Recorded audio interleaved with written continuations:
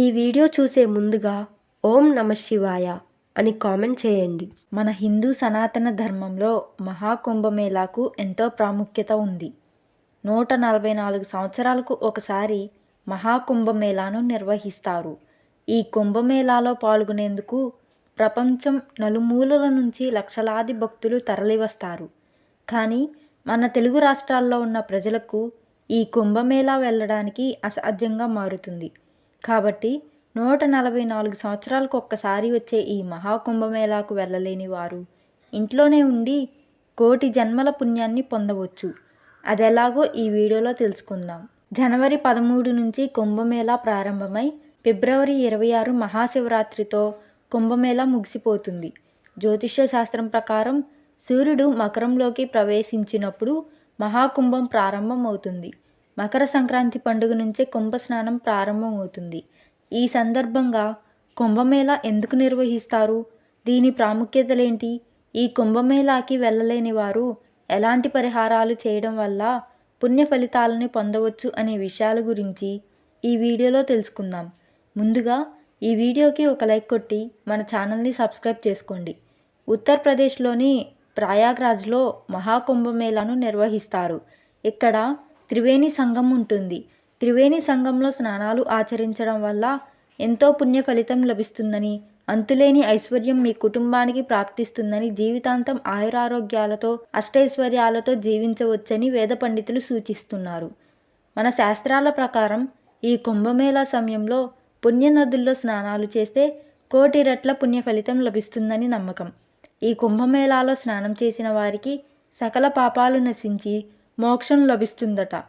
కోట్ల మంది భక్తులు అలాగే సాధువులందరూ మహాకుంభమేళాలో పుణ్యస్నానాలు ఆచరిస్తారు.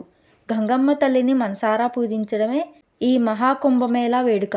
క్షీరసాగర మథనం సమయంలో అమృతం ఉద్భవించింది. ఈ అమృతం కోసం దేవతలు మరియు రాక్షసులు పోరాటం చేస్తుండగా ఒక 4 అమృతపు చుక్కలు భూలోకంలోని నదుల్లో పడ్డాయి. కాబట్టి పుణ్య నదులను అత్యంత పవిత్రంగా భావిస్తారు. ప్రయాగ్రాజ్లోని త్రివేణి సంగమంలో అమృత చుక్కలు పడ్డాయని చెప్తారు. కాబట్టి ఈ కుంభమేళా సమయంలో భారతదేశంలో ఉండే నదులన్నీ అమృతంగా మారుతాయని నమ్మకం. ఈ సమయాన్ని కుంభమేళా సమయంగా భావిస్తారు.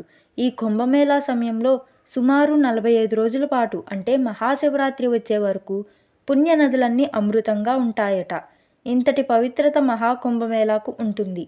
అయితే ఈ మహాకుంభమేళాకు వెళ్ళలేని వారు మీ సమీపంలో ఉండే పవిత్ర నదులకు వెళ్ళి గంగా స్నానం చేయండి.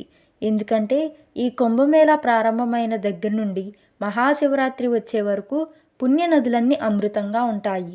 కాబట్టి ఈ శివరాత్రి పండుగ వచ్చేలోపు ఏదైనా పుణ్య నదులకు వెళ్ళి పుణ్య నదుల్లో స్నానం చేయడం ద్వారా కోటి రెట్ల పుణ్య ఫలితాన్ని పొందవచ్చు. పుణ్య నదుల్లో స్నానం చేసేటప్పుడు నదిలో 5 మునకలు వేసి తూర్పు వైపుకు తిరిగి సూర్యుడికి నమస్కారం చేసుకోండి. మీ సమీపంలో పవిత్ర నది లేకపోతే లేదా పుణ్య నదులకు వెళ్ళడం కుదరని వారు గంగాజలాన్ని ఇంటికి తెచ్చుకోండి. నదుల్లో ఉండే నీటినే గంగాజలం అని అంటారు. పూజా స్టోర్స్లో గంగాజలాన్ని అమ్ముతారు. లేదా మీరు ఎప్పుడైనా నదులకు వెళ్ళినప్పుడు గంగాజలాన్ని ఇంటికి తెచ్చుకోండి. మీరు ఇంట్లో స్నానం చేసేటప్పుడు నీటిలో కొంచెం గంగాజలాన్ని కలిపి స్నానం చేయండి. ఇలా స్నానం చేసేటప్పుడు హరహర గంగామాత అని జపించండి. అలాగే ప్రతిరోజు ఉదయం స్నానం చేసిన తర్వాత ఓం నమః శివాయ అనే మంత్రాన్ని 108 సార్లు జపించండి. ఆ ఈశ్వరుని అనుగ్రహం సులభంగా లభిస్తుంది. ఈ కుంభమేళా రోజుల్లో అంటే మహాశివరాత్రి పండుగ వచ్చే వరకు ప్రతిరోజు సూర్యుడికి అర్ఘ్యం సమర్పించి సూర్య నమస్కారాలు చేసుకోండి. ఇలా చేయడం వల్ల మీ జాతకంలో సూర్యుడు బలపడతాడు. జాతకంలో సూర్యుడు బలపడితే మీ జాతకంలో ఉన్న దురదృష్టం తొలగిపోయి అదృష్టం పెరుగుతుంది. జీవితంలో గొప్ప స్థాయికి చేరుకుంటారు. ఈ కుంభమేళా సమయంలో తులసి మాతను పూజిస్తే అష్టైశ్వర్యాలను పొందుతారు. ఎందుకంటే ఈ 45 రోజుల పాటు ముక్కోటి దేవతలందరూ భూలోకానికి వస్తారట. తులసి మొక్కలో 33 కోట్ల మంది దేవతలు కొలువై ఉంటారు. కాబట్టి ప్రతిరోజు తులసి మొక్కకు నీళ్లు పోసి తులసి చెట్టుకు 5 ప్రదక్షిణాలు చేస్తే కోటి దేవతల ఆశీర్వాదాన్ని సులభంగా పొందవచ్చు. మీ జీవితంలో దేనికి లోటుండదు. జీవితాంతం భోగభాగ్యాలను అనుభవిస్తారు. ప్రతి శుక్రవారం లక్ష్మీదేవికి అంకితం చేయబడింది. కాబట్టి ప్రతి శుక్రవారం రోజున తులసి మొక్క ముందు ఒక నెయ్యి దీపం వెలిగించండి. లక్ష్మీదేవి ఆశీర్వాదంతో విపరీతమైన సంపద మీ ఇంటికి వర్తిస్తుంది. ప్రతి సోమవారం శివాలయానికి వెళ్ళి శివలింగం పైన గంగాజలంతో అభిషేకం చేయండి. ఈ సమయంలో చేసే శివాభిషేకాలకు ఆ శివయ్య అనుగ్రహం సులభంగా లభిస్తుంది.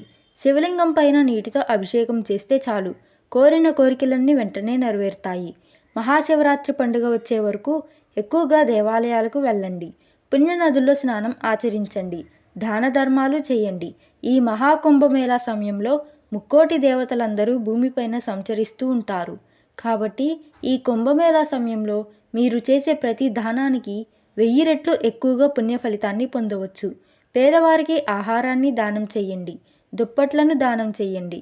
ఇలా మీకు తోచినంతలో మీకు స్తోమతకు తగినట్టు పేదలకు దానం చేయండి. దేవతలకు దేవుడు ఆ ఈశ్వరుడు. ఈ కుంభమేళా సమయంలో ఎక్కువగా శివయ్యని పూజించండి. శివుని అనుగ్రహం లభిస్తే మన జీవితం అంతా సుఖ సంతోషాలతో నిండిపోతుంది. కుంభమేళాను 4 ప్రాంతాల్లోనే నిర్వహిస్తూ ఉంటారు. ఉత్తరప్రదేశ్లోని ప్రయాగ్రాజ్, ఉత్తరాఖండ్లోని గంగానది, మధ్యప్రదేశ్లోని ఉజ్జయిని, మహారాష్ట్రలోని గోదావరి నదిలో మహాకుంభమేళాలు నిర్వహిస్తారు. మీకు ఈ వీడియో నచ్చినట్లయితే ఓం నమః శివాయ అని కామెంట్ చేసి లైక్ చేయండి. మరిన్ని వీడియోల కోసం ఈ ఛానల్ని సబ్స్క్రైబ్ చేసుకోండి.